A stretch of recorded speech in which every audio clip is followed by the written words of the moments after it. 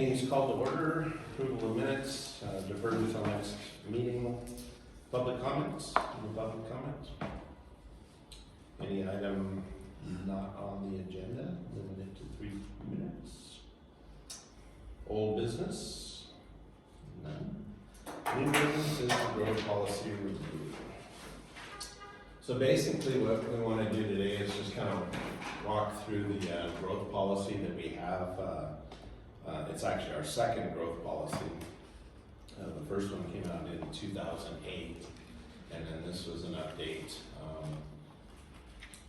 So basically I just want folks to understand more about what's in a growth policy, so that'll help us as we make decisions towards accepting bids and such on the new growth policy.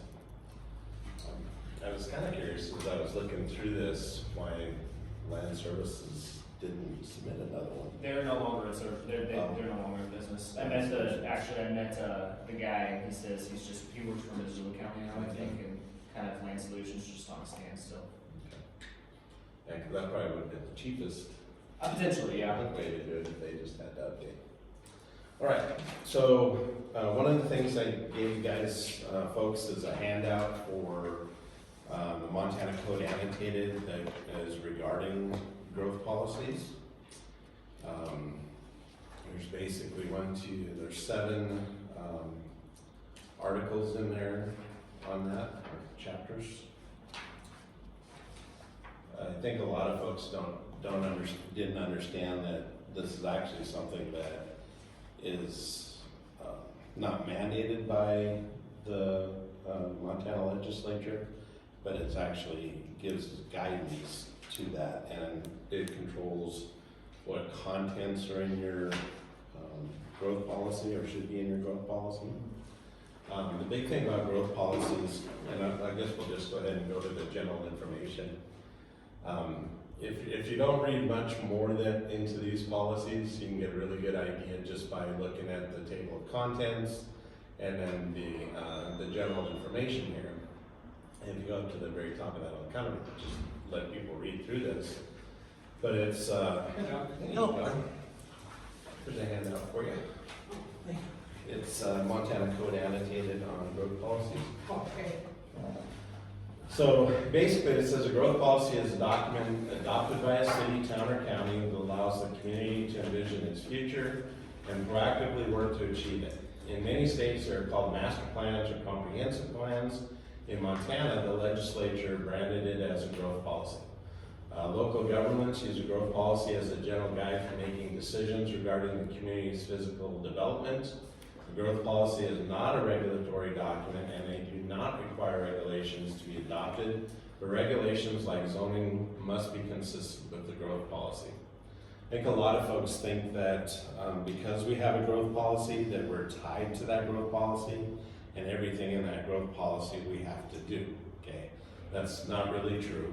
It says the growth policy is a plan for a community's future and encourages the community to work together to identify its strengths and weaknesses, allows it to put together ideas on how to improve and identify strategies to make these ideas reality. However, a growth policy is only effective if it's implemented. Effective implementation relies on everyone understanding what their role is. It's as simple as this, okay? And this is where it breaks down the roles of city council and city staff.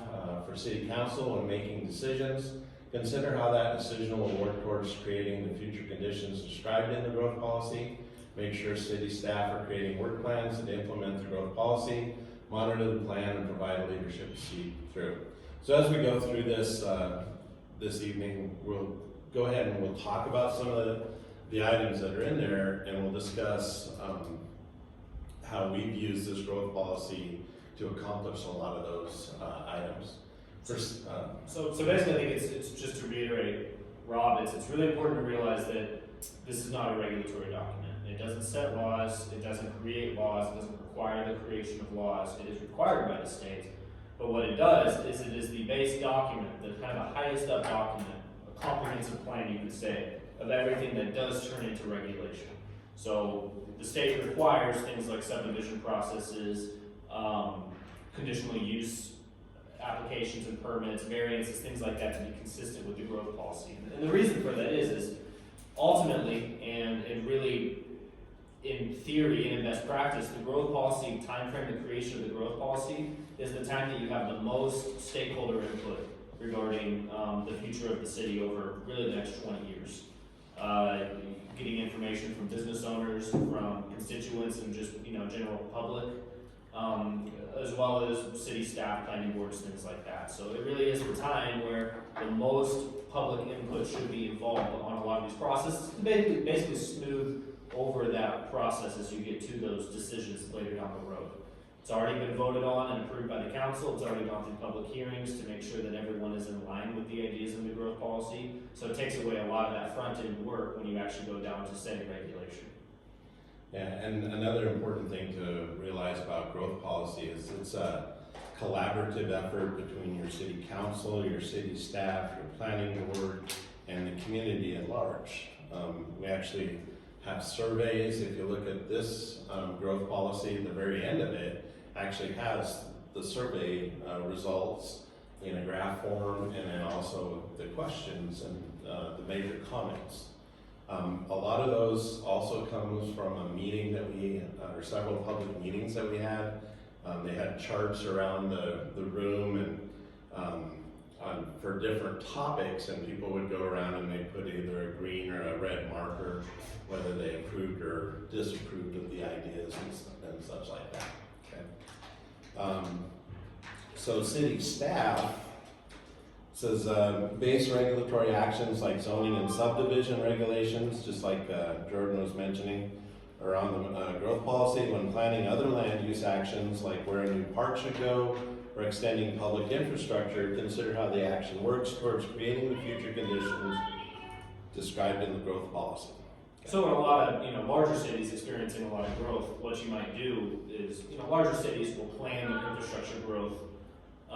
They'll bring out roads, sewer, water, utilities out to areas where they want to grow. What this policy does is it identifies those areas so that the capital improvements plan and the public works department know where to start looking at bringing out those improvements, because that's the way that the city has brought to the table through the growth policy where they want the development to occur. And so like during the last meeting, and I think it was John that brought it up, you were talking about infrastructure. Do we have the infrastructure to handle the new subdivision that we're putting on? So the growth policy helps with that, looking forward to what we're planning for the city. And it's just a really important document. Another big deal with the growth policy is it helps us with grants, because a grant writer can refer to this and say, well, we've been planning on doing this type of function that's being funded by a grant that we're requesting for quite some time. It's in our growth policy. We've actually put a lot of thought into it, and it improves our chance of getting a grant. In fact, it's sometimes necessary for certain grant applications. So tie back to the growth policy and basically say, we're not just coming up with this half-baked idea for some future growth or some project that we want to do. What's up, Sam?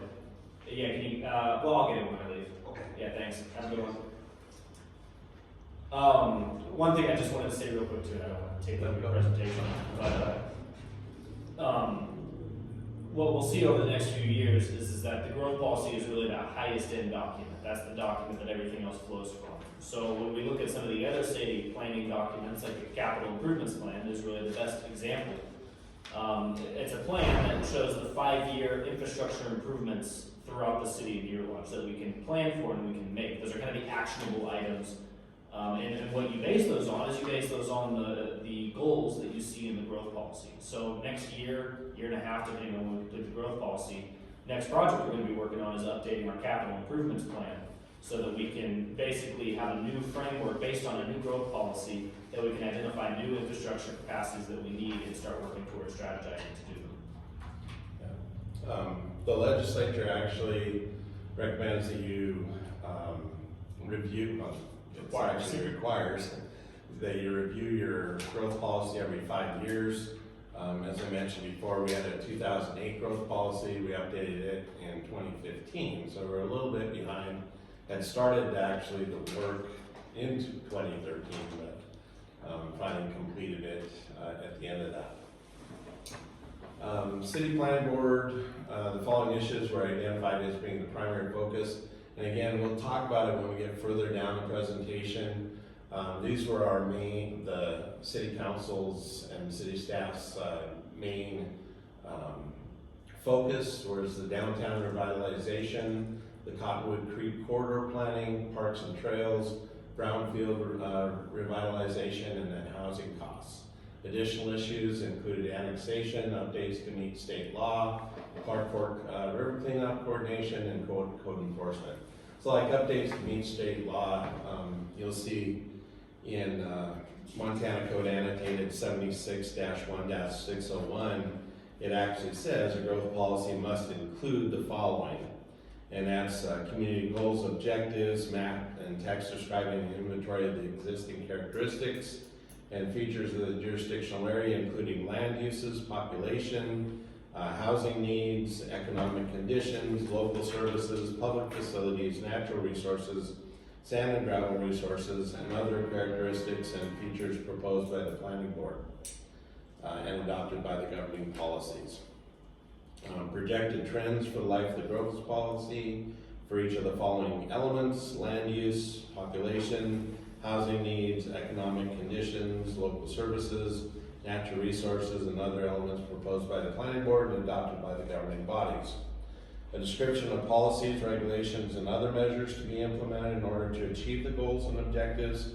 Established a strategy for development, maintenance, and replacement of public infrastructure, including drinking water systems, wastewater treatment facilities, sewer systems, solid waste facilities, fire protection facilities, roads, and bridges.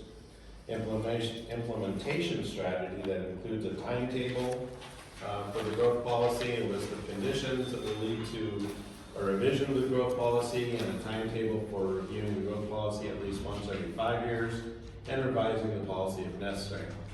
A statement of how the governing bodies will coordinate and cooperate with other jurisdictions that explains if a city, governing body is a city or town, how the governing body will coordinate the cooperation with the county in which the city or town is located on matters related to the growth policy.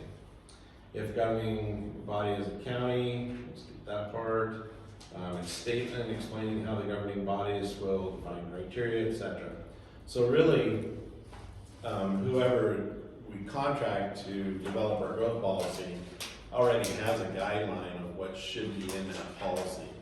And so it helps us quite a bit to be aware of those items to make sure that when they do deliver it to us for review, that we understand what the content should be. And they're aware of what content is necessary, of course, but one thing I will want to say too is that the planning board chose, through looking at other request proposals, to update its request for proposal to include some additional things like GIS data, additional public hearing and comment time periods and avenues such as online websites, polls, things like that aren't just, public meetings, to get better representation of those things. So we added a little bit on to what is required by state law to try to get more public input, to try to get more data out of it, et cetera, et cetera. So as you look through the RFP, the request proposals that we sent out, which is included, I think, in one of your council packets, as well as the proposals that we did receive, can match up the things that we asked for, including the state stuff plus the other stuff, to what the proposals actually said that they would do. Which is important when you look at things like, especially the public comment and public, hearing requirements. Some of the proposals had a much higher level of visiting town, coming to town, more website focused stuff, things like that, Facebook, Silver State, and then some of the other ones stuck with some of the bare minimum things that you see in the Montana Code Annotated. So it's just something to keep in mind when you start looking at things like cost versus the amount of public input that you get on who you might want to be looking at doing. So that's definitely something to keep in mind. Yeah, because pretty much the state only requires one public hearing to adopt a growth policy. So we want more than that. We ask for more than that. Yeah, So- pretty much. You got 2008. What did you do after you had that done, after you spent the money to get it done? What did you do with it? We'll talk about in 2015. We'll talk about all that. So I don't know exactly what happened in 08, but in 15, Brian Bender, my predecessor, who's also a planner like me, and so recognizes the importance of the growth policy is one of the big things we talk about. in 2015, I know they started adopting a lot of those things, and we'll go through the specific objectives that were looked at, the things that happened, the things that were shot down, and the things that we might want to keep in the growth policy for future objectives. So one thing that's important to realize is that in 2008, we did not have a chief administrative officer. So basically, we had just the part-time mayor trying to control all of these items in your growth policy, which is pretty much impossible. Okay? But as we go through our presentation tonight, we'll talk about some of these things, because there's been, advancements in our Cottonwood Creek plan, in our Brownsfield, and a whole bunch of other things. As a matter of fact, one of the things that it recommended is that we have a planner and such, and that's one thing that helped us develop the position that Jordan is in right now as a planner. So what's the Brownsfield? We'll talk about that as appropriate in the presentation. Okay. Yeah, we've mentioned that one several times in different meetings and stuff, but it's basically reclamation and stuff of contaminated lands and such. So there's like two main types of brownfields. One is we'll need it later, because there's a specific section Okay. on it. Using the plan, in this section it talks about setting goals. We haven't been to our goal setting portion of our council yet, really. Usually when people start getting more comfortable with their positions and stuff, we start doing our goal setting. And you'll have short-term goals, mid-term goals, long-term goals, and ongoing goals. We'll go ahead and move up through this part. This is just talking about the different actions. Wide growth policy, and we've kind of talked about that. Basically, the population is in a decline. We're looking at trying to attract new businesses, new residents, and these parts of the growth plan should help in that. Okay. We'll talk about all that as we go along. yeah. So basically, So go back to the chart there. So this is one thing that is supposed to be in our growth plan. It's a demographic profile of the city. You see your total population, your females, your males, your average household size, average family size, your housing units, estimated population in the workforce, estimated median family income, and estimated per capita income. So we should see quite a few adjustments in these numbers. A lot will be different than that. Then you have a vision portion, and basically this is something that the developers of your growth plan are gonna work on with your city council and your city staff to develop the vision that we want for our growth policy. Planning board has a very large part in this. You can see here it talks about the success of a community. Is built upon 3 pillars: your organization, your capacity, and your action. And basically a lot of these things, we might have big visions of it, but until we get the budget to do it, you might not be able to take, those giant steps to accomplish it. It might be done in little baby steps. and one thing I think is also important to keep in mind that we are already being very intentional on with our growth policy update is that the city is not the only one that can go through and do the things in growth policy. Distribute this out to Discover Deer Lodge, Chamber of Commerce, businesses and residents in town to do maybe some of those more small actionable things that, kind of the low hanging fruit you might say. That's how communities like Anaconda and Phillipsburg and even other communities have kind of use their growth policy is that ultimately this is a document that's been created by and for the community. So it's not just the city and the city council and the city government that can use this policy for the betterment of the community. I was gonna say, in fact, both Discover Deer Lodge and the Chamber was talking about the economic growth policy day at the meeting, Oh, I drill them always on it. so. Yeah, it's a big thing. One of the things that you'll see, the next section talks about downtown revitalization. And basically, it's like, well, what do we want our downtown to look like? Do we want to maintain historic sites, et cetera, et cetera? The vision, like in this picture, they're showing community events in the streets, which we already do several of those, but a lot of that is basically modeled after our 2015 growth policy. Yeah, I mean, I know there's one picture in here of the corner bar, and like that area next to the corner bar. That came in after the growth policy, and, you know, they obviously wanted to do it themselves, but that was an identified area in the growth policy to kind of facilitate some more of those outdoor activities, so. Businesses kind of stepped in line with what we determined in the growth policy, and we're able to actually take one of those things and it really better the community because of it. Now we have a little bit more dedicated outdoor event space. I think that's actually right here. So- Yeah, well, and I guess since you brought that up too, one of the things, that used to be a vacant area, and the city actually attempted to purchase it, and the landowner tripled the price once we made a bid on it. That's fine.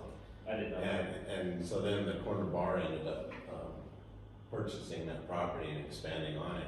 Because as you go through the growth plan here, you'll see that we had that identified as a potential for a small pocket park. And you'll actually see pictures of it in here as a concept. One of the things that we tried to get going was a business improvement district. The city council met, and this was right before I came on council. The city council met with businesses to try to establish a business improvement district, and basically it's a partnership between the city and the businesses with fundings, possible tax incentives, et cetera, to help develop a thriving business district. Basically, if you mind, do you mind? Yeah, go ahead. Oh, I was gonna say- You're probably gonna say the same thing, but go ahead. Sorry. It's basically, I've just been doing a lot of research into it, because better believe I'm gonna be bringing this back to the table. I've already been talking to businesses in Chamber of Commerce. Basically, it's an area where 60% of the property owners in that area have to vote to put it in place that puts an additional tax levy on the businesses in that area, specifically downtown businesses. And that money gets collected by the city, but it gets put in a trust, a separate fund that the city has no control over, that a board of those downtown business owners can choose to allocate in whatever ways that they choose to. So we hold the money, but they control the money, and it basically has to be used for downtown revitalization, beautification, facade improvement, main street improvement, et cetera, et cetera, et cetera. So it's a funding source that all the businesses can tap into that gets created, you know, by law, basically. And it's something that the city tried to do before, you know, not a lot of success just because of some misinformation and things like that about what was happening. A lot of people thought that we would be taking the money and doing whatever we wanted with it, and that's not the case. So we're gonna be trying to do this again here, you know, in the future, should the business owners want it, of course. And we're starting to talk to business owners, starting to talk to the chamber to see about the receptivity to it, because ultimately, if you look at case studies of other business improvement districts in the entire country, it is a base way of funding improvements in the downtown. I assume this would be a topic of discussion on the 13th of the Broken Arrow. We weren't planning on talking about it, but we can start bringing it up. Yeah. We just want to be very deliberate about how people get the information, because what happened last time is that people didn't get the right information about what it was, and ultimately it was voted down because they thought that we were just trying to tax them more. So I'm trying to be very careful about showing and saying that, you know, this is something that benefits you. The city doesn't get any benefit out of this besides the benefit to our city. So, you know, kind of strategizing with the chamber, with Discover Deer Lodge, and how to approach these businesses. What kind of tax levy schedule is it going to be? Is it going to be based on your property value? Who knows? Is it going to be based on just a flat rate every year? Who knows? We got to figure these things out first. So, you know, that's actually something we'll be talking about a little bit of economic growth and development on Thursday.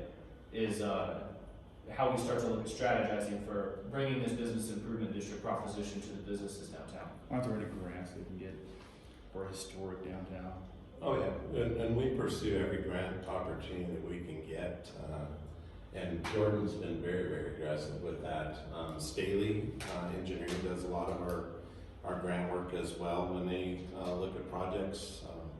And as you go through this growth policy, we'll talk about some of the things that have already occurred through grant funding or other fundings. But like Jordan said, or basically there's a lot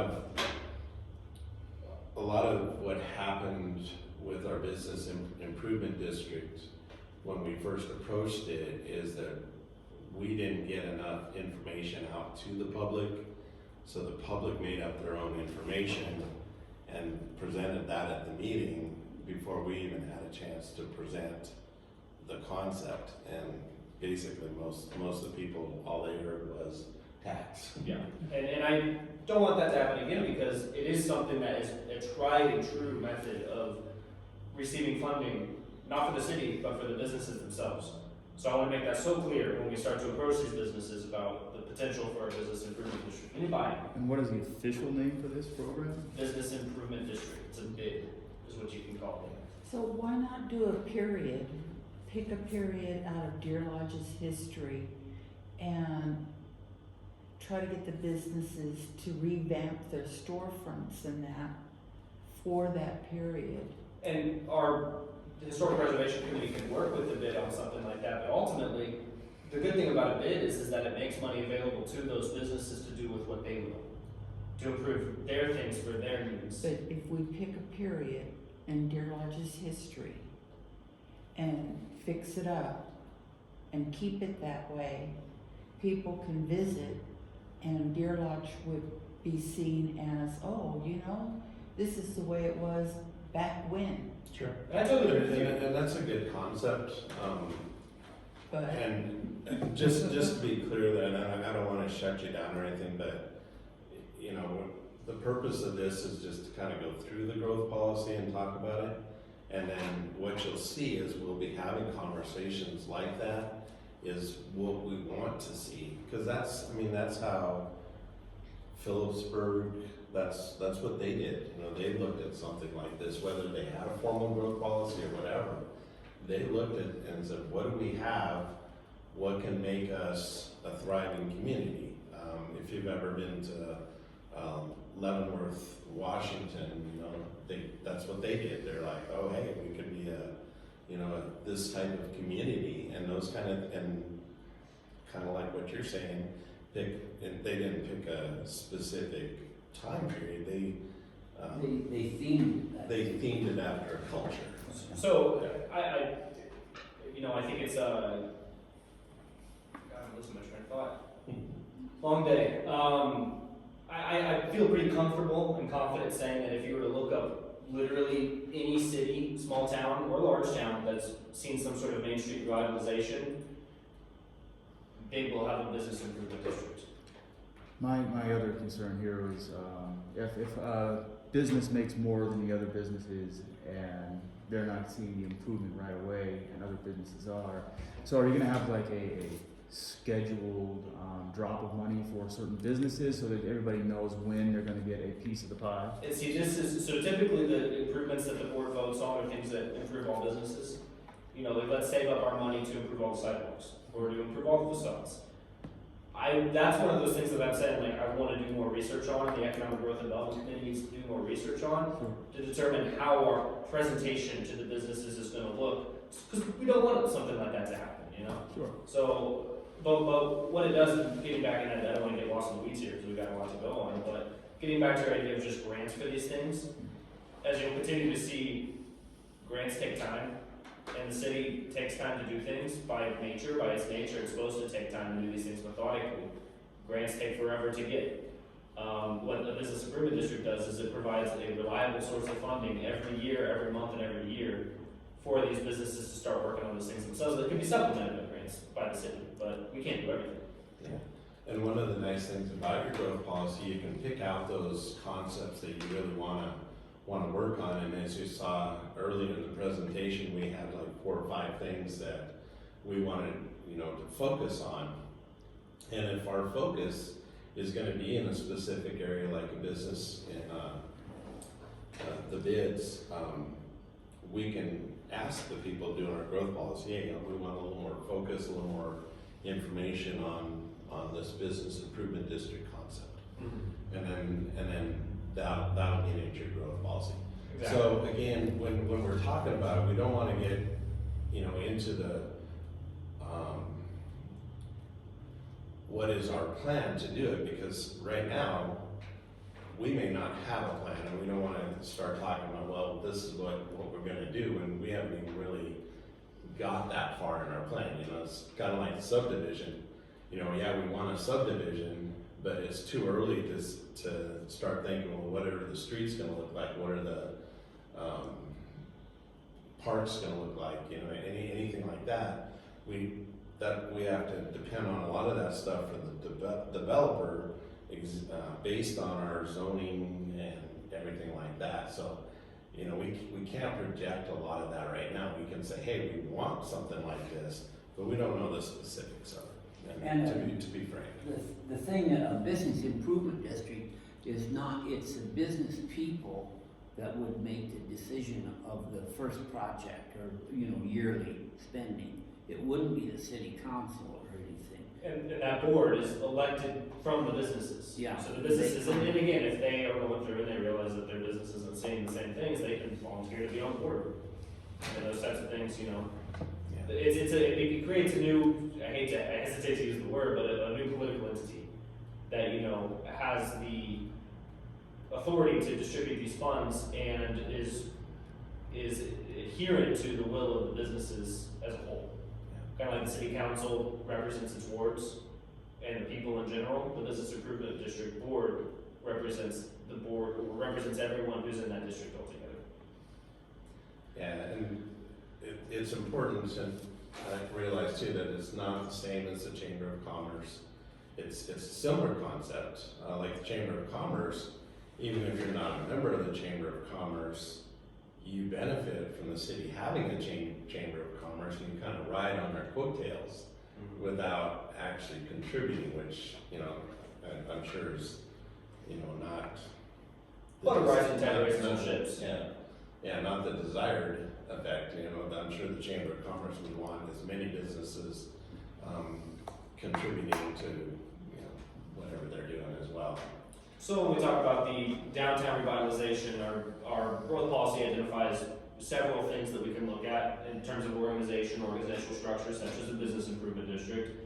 Talks about how we can start to brand and promote downtown, and it gets into specific objectives that we'll get to later. And one of the things that you'll find is that was a big part, like Mary was really focused on the branding. Yes. For the city of Deer Lodge, for economic growth and development. They did a lot of work on the branding. That's where you get, our logos and such. That came out of our growth policy. Create a city logo was one of the goals. So Which we just didn't have. then we talk about the design of the built environment. How does Main Street supposed to look? What kind of aesthetics do we want? What kind of goals can we do to get there? Obviously we're limited because we don't own Main Street, but we can work with DOT, and the document talks about having to work with MDT in order to do stuff like that. Well, we can work on things like you see here, vacant storefronts, lack of public art, wide pedestrian crossings, limited landscaping, building facades that are out of character with adjacent historic buildings, like you just said. So it identifies those things, and really individuals or businesses or entities can take on individual goals here. They want to move forward. Like Mary, for example, was big into the branding and promotion. She brought to the Economic Growth and Development Committee, look, this is a goal. It's been decided by the public and by the city council, adopted in the growth policy. I want to be the one to lead this charge of developing a logo for the city of Deer Lodge. So if there's something in this growth policy update that we start to work on that Kurt or you even too, John, see as a potential goal that you want to pursue yourself, you could do that, bring that to the city council as goals and potential solutions for how to address those things. Yeah, and this is one point where we can say, yeah, we did work in that area. You saw a lot more crosswalks in town, just everywhere. The bulb outs, everything like that. The sidewalk improvements on Main Street, that all came about because of this growth plan. Let's get through all Yeah. this stuff. Connection to natural amenities, historic preservation. Another one of the main goals and objectives was economic development, of course. talking a little bit about the current condition of downtown, kind of the things that we need to respond to, such as growing online market, what kind of things do we need to do in response to that. You start to see some maps, and one thing that I do want to see in our new growth policy, and I've talked to the firms, is more of these visuals, because these are real realistic with people. So we've requested the GIS data from all the firms that will be creating these things so that we can create our own maps. We want them to create maps for us, a nice design, so that we can present these things to the public and really understand a little bit more of the layout of the city. I mean, this right here gives you a great idea of, here's the commercial core of the city of Deer Lodge. What areas in here do not align with what we want to see on the commercial core? How can we start to work with those property owners to get those things in line with what we want to see, what the community wants to see as the vision for that downtown core? Yeah, and just even this map identifying city-owned parcels, because just looking at social media, you see a really large misconception about how much property the city actually owns. This is it. These show it very well. It shows the Clark Fork Park area that we've established and stuff, and that was established because of the growth plan. We haven't developed on it yet because of the fundings and stuff like that. Brownfields. Yeah, brownfields and stuff like that, because there's a lot of work going on in that area that's preventing us from achieving our goal there. Okay, go ahead and move through that. So you start to see them get a little bit more fine-tuned about, okay, one of the goals identified was a more walkable downtown. What's the walking loop gonna look like? Where do we want street trees to be? You know, before the growth policy, we had a not very robust street tree network. We're working on it, but you can see there's a lot of room for improvement here, which I wanna continue on. I'm gonna fight with Trent to the end of the day to get more street trees in town, but, that's just part of the game, I guess. I've got a question. Yeah. Sure. Now, tell we were talking about there that, the city businesses, okay, and we can't force them, No, it's a vote of 60% of the businesses within that area that we define. but even that 60%, I mean, if I own a building down there, which I don't, but if I did, I don't want somebody telling me, hey, you gotta paint it purple, you know, or you gotta, Well, because this, you know what I'm saying? We but the can't. people that are making those decisions I- are the business owners. I understand that. And I think, I wanna get people away from the idea that it's like an HOA for businesses, because it isn't. I mean, there's no set plan, there's no requirement to do things, it's like, hey, you wanna redevelop your facade. We don't really care how you do it, yeah, you should work with the Historic Preservation Society, you should try to fit into the character. There might be some discussion at the board meetings of how it's gonna look, but ultimately, if you need funding for it, we have the funding for it, type of thing. So that brings me to my point here is there's the difference between briefing somebody on what you want to do and getting them to share in your vision, and how do you have a goal in mind on how to do that? Well, that would be part of the implementation strategy identified in the growth policy. And ultimately, it just comes down to communication. I mean, I missed today because I had to moderate that congressional hearing, the debate, but I go to the Chamber of Commerce meetings every month, practically, and John does too, so that we can continue to establish those connections and talk about what we want to see and what they want to see in those types of things, so. You know, you start seeing, here, perfect example, you know, back before this lot, over next to Corner Bar was established, here was a plan for how you can close this road on a temporary basis for pocket parks and events and things like that, which we're getting there, we're working on it. But, you know, you start to see things like this happen. All right. Okay, so another major portion that you'll see in these growth policies is you'll see these goals, objectives, actions. You'll see all the implementation plans. So this is all set up very similar. You'll see an objective and then the actions to do it. And every one of these sections, you'll see sections on the vision, the goals, goal, objective, actions, the Cottonwood Creek corridor, branding and promotion, design, economic development, the Brownfield program, and we'll talk about that a little bit more, housing, parks and trails, annexes. So all of them have a plan that's similar like this, because if you have a plan like this, you need to say what is our objective here, okay? And then what are the steps we need to accomplish that objective?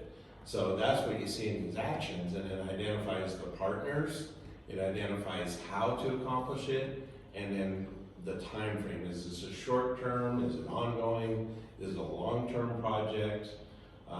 So to keep using the business improvement district as the thing we've been talking about, all right, the action to create the objective of creating an organization with consistent, reliable funding source to be the lead group charged with organizing, granting, and promotion, design, and economic development at downtown Deer Lodge. Action 1, create a business improvement district. Who does that? Well, the city council, maybe working with Discover Deer Lodge. But we start asking, how do we do this? How do we find out what our levy strategy is going to be? How do we find out what our boundary for the business improvement district is? I mean, I can do some of that, but I don't know all of it, so they talk about how you go around establishing that, and well, maybe we work with Discover Deer Lodge to apply for a grant from Montana Main Street Program to hire a consultant with the expertise to navigate how to create that. So it'll talk about the specifics, the funding sources, things like that. Okay, and then here's another objective: hosting fun volunteer recruitment events, engaging Deer Lodge youth in revitalization efforts. Another objective, and I'm not going to cover each one of these, but basically it's the same concept. You figure out what your objectives are in each of these major areas, and then you work through them. Here's your Deer Lodge brand. Yep, develop a Deer Lodge brand. Graphic How do logo. we do it? And as you can see, a lot of these things are assuming that you've accomplished steps before, like in getting your business improvement district, because then they would be the partners that are doing it. Well, weren't able to develop the bid, so they really couldn't partner with us, but we still work with the Chamber of Commerce and such to work through these things. And see here, we might have not done the how or the partners necessarily, well, we kind of did the partners, but we're working on creating an informational website for tourists. And the county is really taking the charge on that one, luckily, and they're doing more of a county-wide one, but they're working on getting a tourism website in place right now. Anything on that picture project that we were talking about for the signs on the outside fence? Just keep, yeah, that's the Wayfinding side is the wayfinding, and you'll see that in here as well. Branding and promotion still up to our third objective here. Culture events. And you saw some of these things happening. That's after, we developed this, you'll see like the brews and blues and stuff started coming out. That's when all that kind of stuff started. I think I've got a concert lined up from Kalispell. There's a concert tour coming through that I think I've got a spot for them to come do, so I'm pretty excited about that. Nice. Increasing the number of activities, seasonal type activities. And so you see all these goals and objectives, and they might seem obvious, but all these were based off of the survey responses that we received.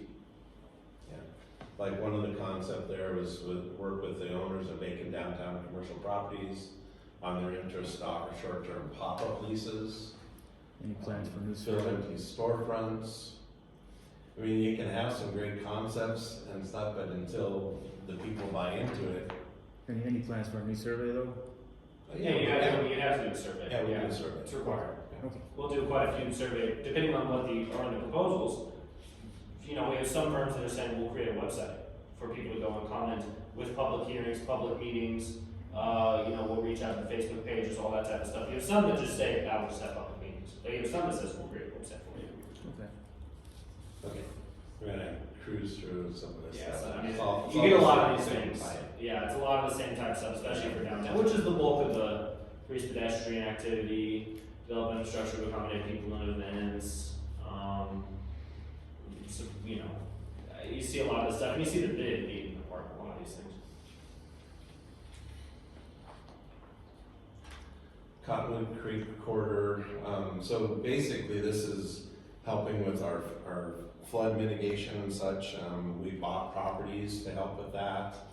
Some of the properties that we're in the process of buying, they actually sold the property while we were attempting to buy them. Because part of it, we wanted to straighten out the creek a little bit to get better flow through there and stuff, so it wouldn't back up as much.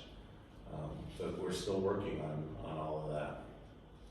It's an ongoing type thing, so, and then also basically developing Cottonwood Creek as To well. amenity, turn it from a problem into an amenity. Yeah, and a lot of people don't understand either is that there's a lot of things that we can't do, like we can't touch vegetation in Cottonwood Creek or anything like that, because DEQ is all over that. Fishing game. You know, fishing Fishing game. game. So we're doing this, It's habitat. actually, I think it was DNRC got the grant to remap the Cottonwood Creek detailed study area and conduct hydraulic analyses. Does take a long time, we're expecting, I've seen the draft, new study areas. Obviously, they'll have to go to public comment, which is strange because it's all based on engineering data, so I don't really know how that happens. But those will be available, I think, by 2026. They'll be implemented by 2026, they're available now. Okay, so that's, Acquisition of properties, we do that. so that's Cottonwood Creek. Next topic is the brownfield, and right here, it explains what a brownfield is. They're typically sites that are contaminated or believed to be contaminated from industrial or other uses. You've heard us talking about the Milwaukee Railroad, or Roundhouse project. So a lot of that work that's happening over by the, just the city shop area, over in that area is all part of this brownfield program. And especially with brownfields, this is an important thing to include into a growth policy because having a brownfield opens the door for a lot of funding, federal and state.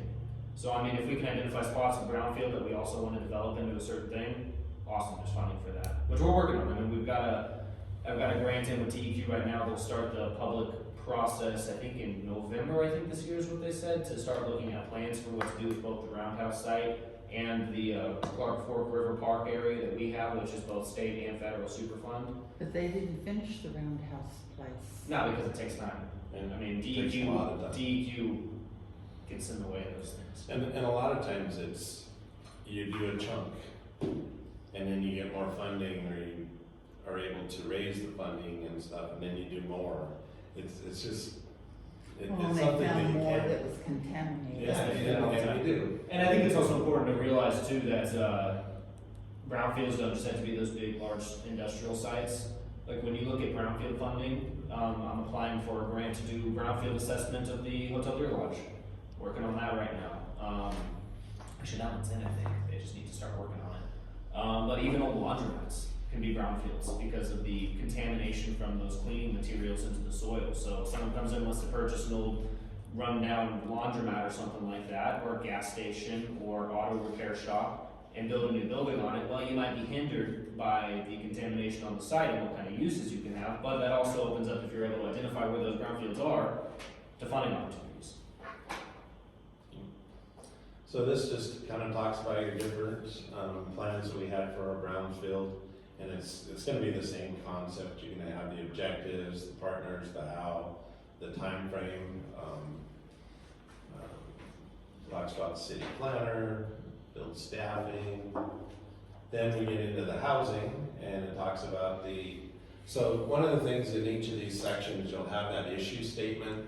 So it identifies what the current state is, and where we may be delinquent in or not. In 2015. Yeah, maybe not delinquent, but where we have a need that we have to address. Come on. You can come on in.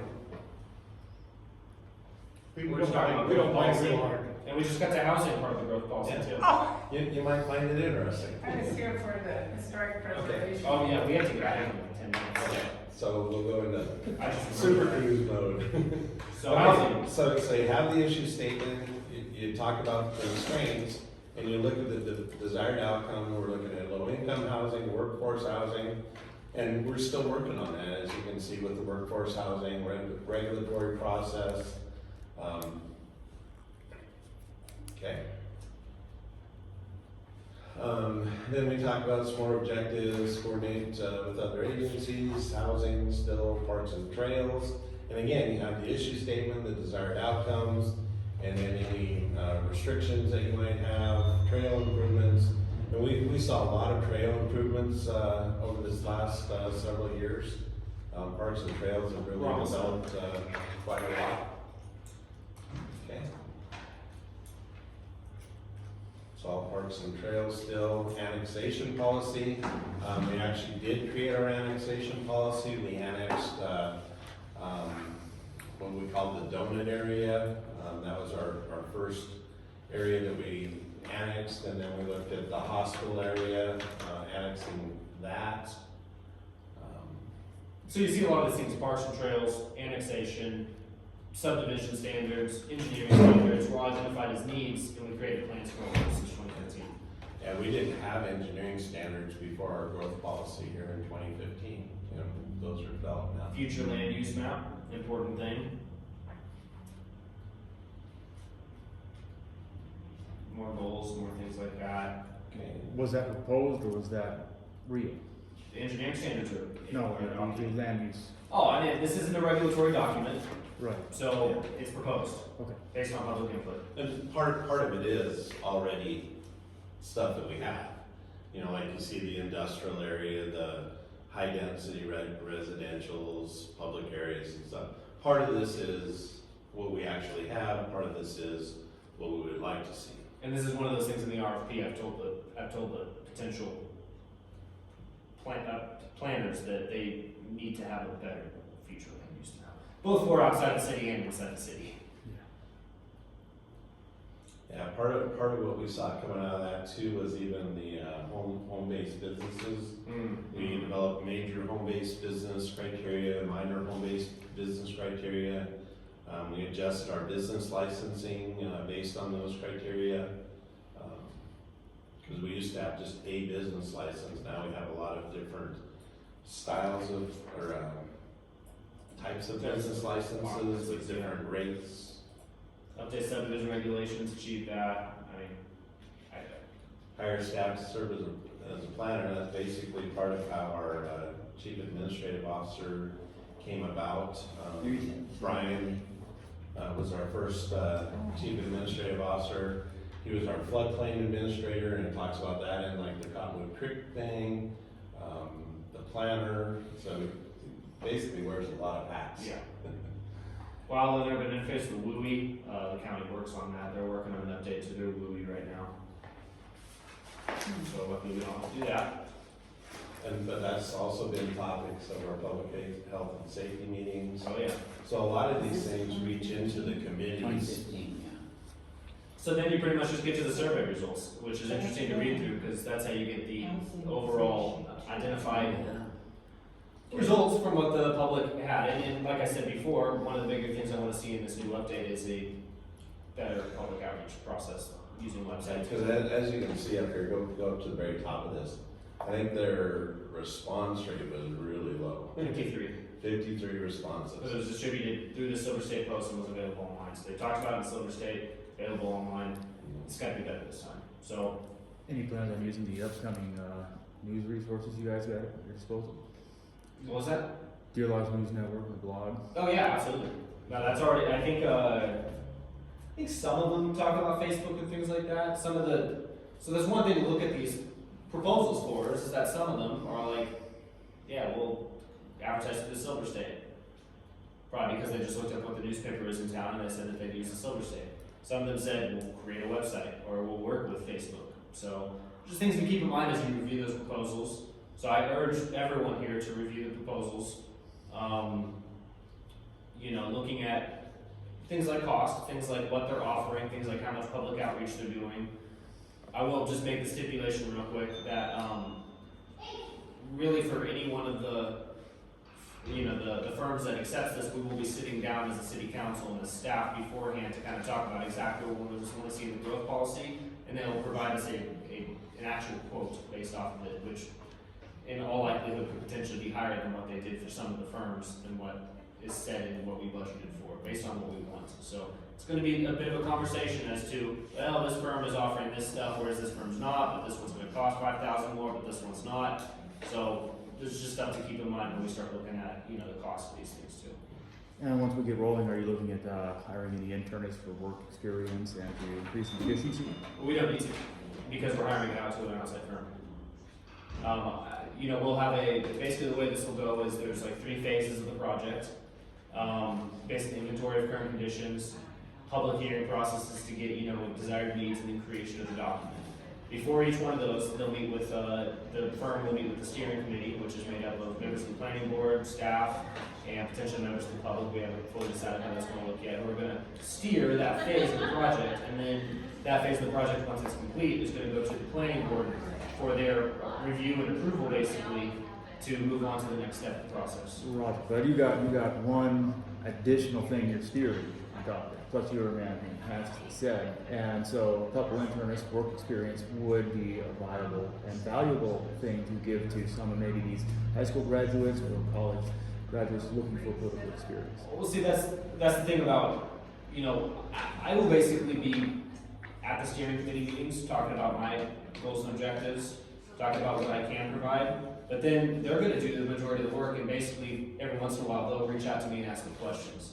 Well, what I'm getting is, if you reach out to the high school students, like the seniors maybe, and let them learn from this company as they're working it, and maybe get them interested in something like that.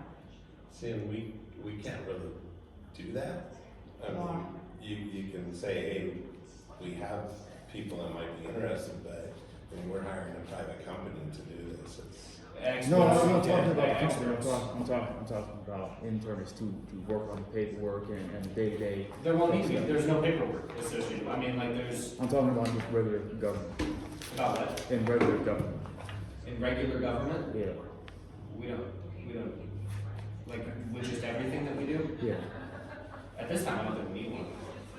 You know, I mean, I'm sometimes at capacity, sometimes below capacity, but like, But it would be valuable experience for some. potentially, and I mean, you know, the county did approach me last year asking if I wanted to share an intern with them, and at the time I said no, but. Okay, so we have just a couple minutes, I don't wanna, shut you down or anything, but keep it on topic of the growth policy. So basically, the thing to remember about the growth policy is that Montana Code Annotated dictates basically what's in your growth policy. So that's a lot of the framework that companies that are gonna be using it. But we really encourage our city council members and the public to be aware of what is in our current growth policy. Because a lot of the stuff that we talk about in our 2015 growth policy is still ongoing. And it's gonna continue over into our next growth policy. But there's still gonna be other things that come up. I mean, one of the things is we're still pursuing the well project. So that'll be in the growth project process, or growth policy as well. And even looking at, well, if we have another subdivision, do we need more wells, anything like that, okay? I got our land use license today, Department of Corrections, so we're not Oh, on nice, that. nice. So really, I do encourage you guys, take a look at this, look at the RFP, for the growth policy that went out. Proposals. And then look at the proposals. We talked a little bit during the last meeting about, looking at the companies too that are familiar or that do a lot of work with smaller sized towns. That's my preference, but, that's just me. I'm one part of 8 people on the council. So you guys might have other ideas. Maybe you want to go bigger than, see some of that experience from Kalispell, Whitefish, Missoula, Great Falls, etc. So.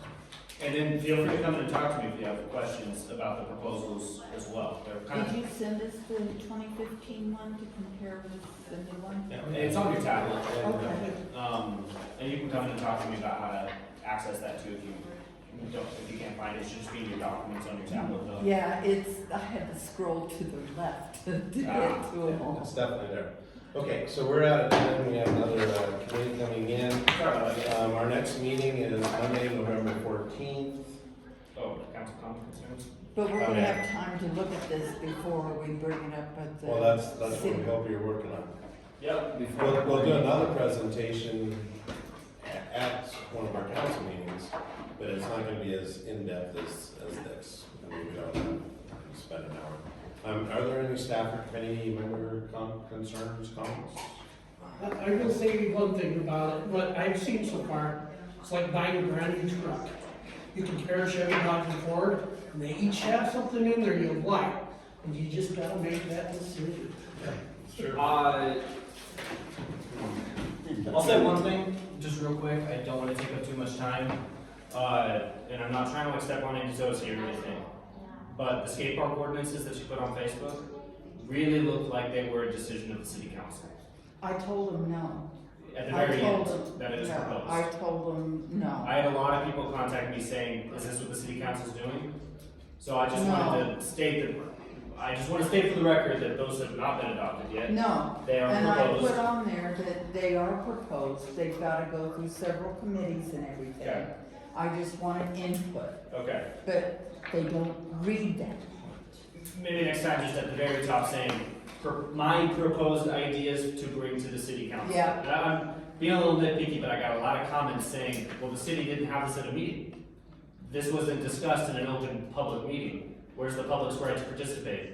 You know, like when you're gathering, Yeah. when you're talking to the council members about these things, it needs to be in a quorum, in an agended meeting, in an open meeting. So just something to keep in mind for the future. Again, not trying to step on any toes. Well, I But I understand. got a lot of people saying, well, the city council didn't take any input before they adopted these things, because they didn't read it all the way through, but it kind of read like that. So I just wanted to say that real quick, that I had a lot of people come to me and say that. And ultimately, the public in Montana Probably. has the right to participate in any decisions that are made by the city council. And, you know, so those decisions can happen in those conversations that you have with, especially the council members, but even necessarily large groups of members of the public should occur in the meetings so that other members of the public are aware that that's happening and they have the right to come and give their opinions too in a public setting where minutes are recorded, where, you know, those things are kept on record for future people to come in and take a look at. Just my 2 cents about that. Okay, announcement of next meeting, Monday, November 14th, 5 o'clock, meeting's adjourned. Thank you.